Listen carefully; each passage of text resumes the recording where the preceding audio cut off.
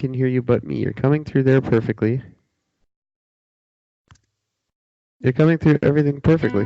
Just not through my headphones. I don't understand it. That's weird, because you were coming in so perfectly clear in my headphones. Yeah, that's my new microphone. It kicks ass. It kills on the recording too. I've never sounded better.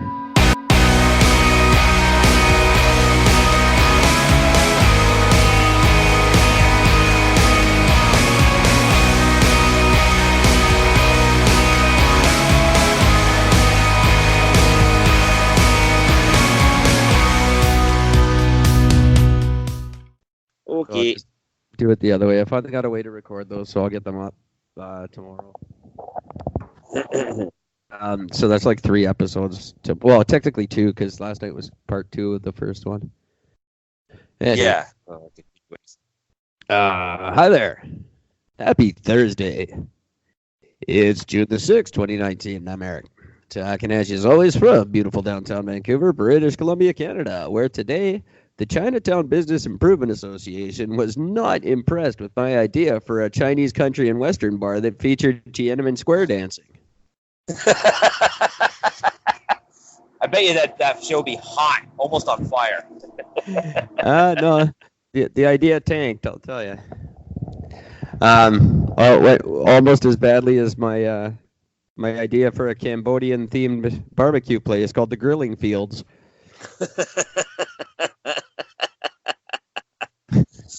Oh, that's tastelessly fantastic. Yeah, really, come on. Everyone wants some General Pol Pot roast. I know, that's what I'm all over. So I've been doing it all day. Sorry, everybody. Hi, Gord. How you doing today? I'm good, buddy. How you doing? I'm okay. It's been a funny day. I guarantee you, if you did a poll of everyone who's ever gone on a really unexpected murdering rampage, the last conversation 99% of them had was with their mother. Guaranteed. I saw that. I had a bit of a giggle, I have to admit. Now, I mean, she does have a valid point, but well, indeed she does, but that's a whole different topic. Like, you talk about honing in on one thing. How about, hey, nice drawing? For someone who's never drawn before in his life, that's pretty neat. Something along those lines? Nothing. Just no.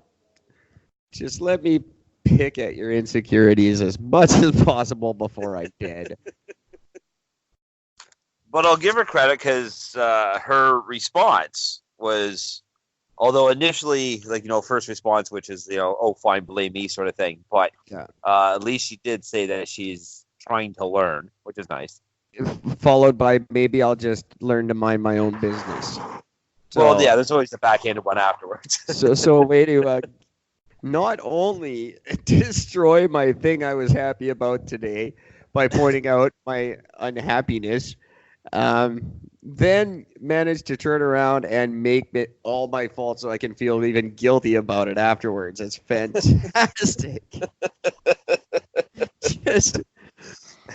It's just, wow, way to not make me feel any way at all like I thought that posting something neat I did might.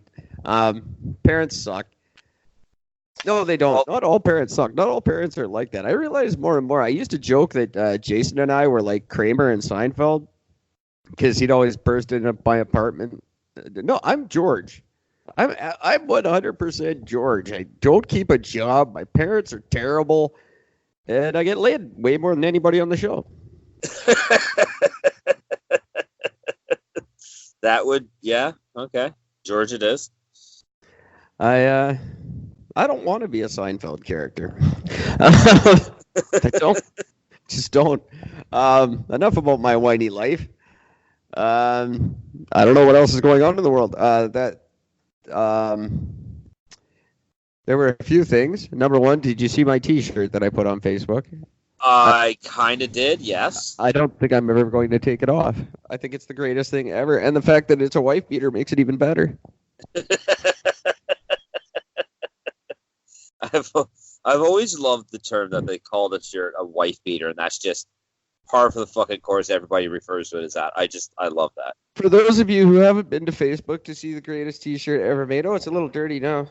It happens to be a gay pride wife beater with a pink heart in the middle and 9 pictures of Justin Trudeau with 9 very different haircuts. It's every haircut Trudeau's ever had. I'm gonna be honest. I had no idea that he had changed his haircuts. I had no idea that this awesomeness could exist all in one shirt, but it's pretty fucking spectacular, and I'm not taking it off for a while. You think it's dirty now? Oh, it's not white anymore, that's for sure. But that's just my that's my interracial pride. I don't see color, so I don't know that my shirt's dirty. Fuck you! I hate that shit so much. Oh, that's just so annoying. I don't see color. That's equally racist, you fuckers. Yeah, exactly. No, it couldn't be better. If you didn't see it on Facebook, check it out, everybody. I highly recommend you get them. I got this one for $4. Steel. Nice. She did have many of them. She was selling them on Hastings today, and I couldn't say no. I didn't even pay for it. I told her I would, and I didn't. So technically, I didn't pay $4 for it. Told her I would, but didn't bother.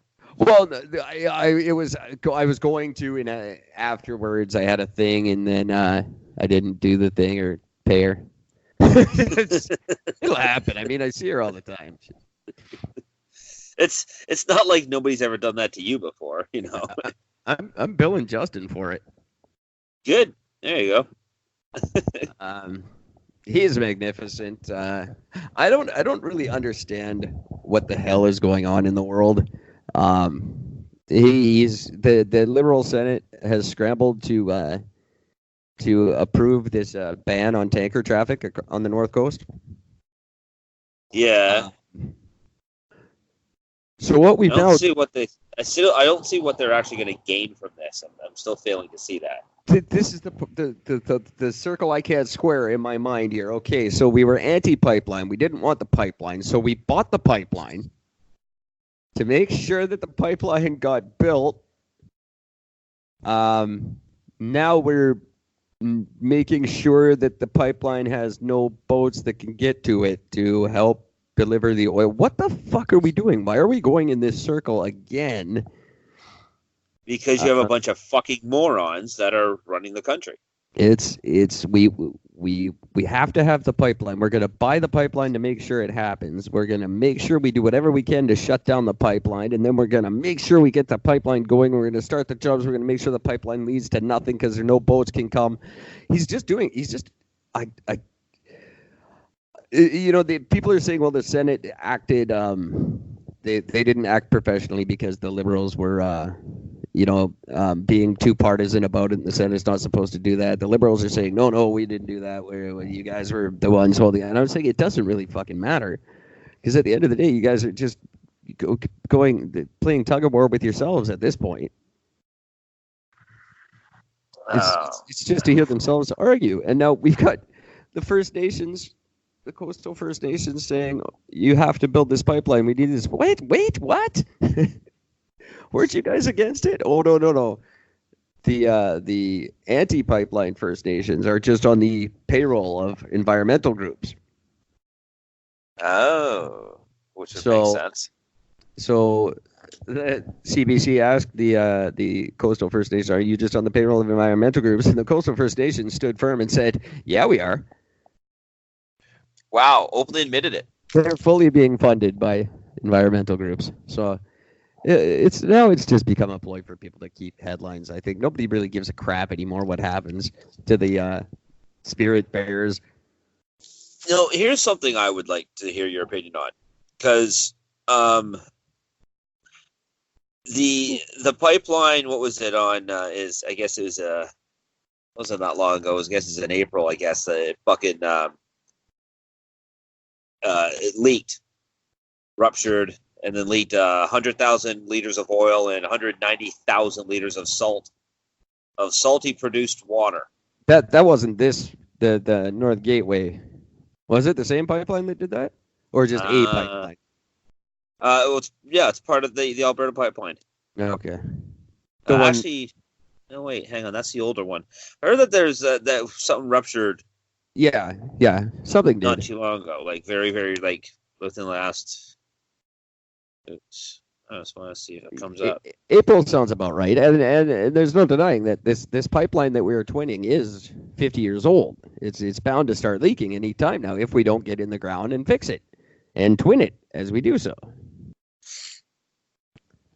So that's the thing. Like, I guess what I don't understand is if you're going to, like, if you're going to have oil running through a pipeline, don't you think it would make sense?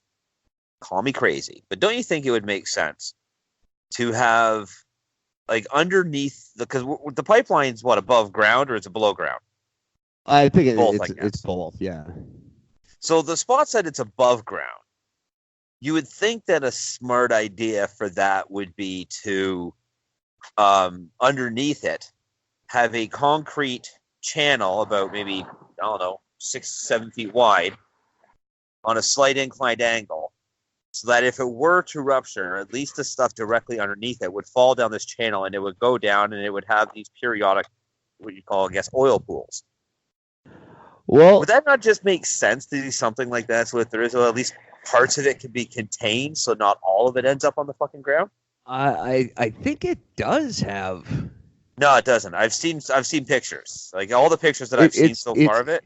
Definitely has something that mitigates stuff like that. Well, it's supposed to have these pressure shut-off valves where as soon as there's a rupture in one spot, it's supposed to immediately shut down the flow of the oil. But it doesn't seem to work that way if you can get 100,000 liters out of it before it shuts down. It should just, boom, there's a leak. Boom, it shuts down. Okay, where's the leak? Okay, go send somebody over. You get the equivalent of about maybe like 5 liters comes out. Yeah. But we've never, that's a really good question. I honestly can't, I can't answer that. I know there's got to be something. I mean, there's 280 some, what do they call them? Engineers. No, that's the points. The energy board put 280 restrictions or whatever. It can't be built until they do this thing. There's got to be something that says that we got to put like a tarp under this thing in case it leaks. Like, everyone puts cardboard on their driveway under their oil tank, right? That's kind of. Well, that's just it. Like, this is the thing I don't seem to understand. Like, okay, so you're going to put all these restrictions. You have to have all these safety measures in place. All of these safety measures are internal to the pipeline itself. What about the external? Well, why not have the pipeline and have the entire pipeline encased in fucking concrete? I would imagine you would. Why wouldn't you? Other than because then if it bursts, you can't get in to fix it. Well, yeah, but at least it's contained. Shut-off valves run outside of that, and you just lift a fucking lid off of it, and there you go. I don't know. That's what they did with the BP one, or what was supposed to have been done with the BP one that burst in America there and leaked for however many days because they couldn't figure out that they couldn't pour concrete underwater. Fuck. Just blows my mind. I don't understand. I put the concrete in the ocean, but it all just seems to float away.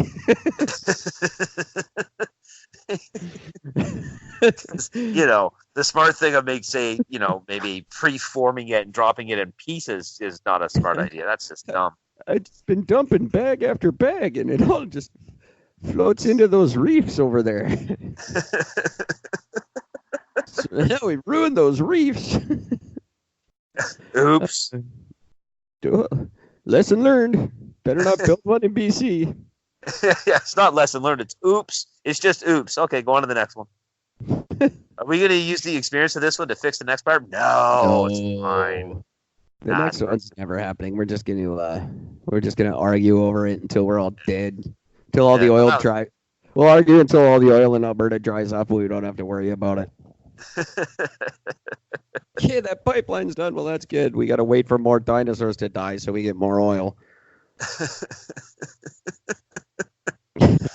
Oh, man. I've done a little bit of research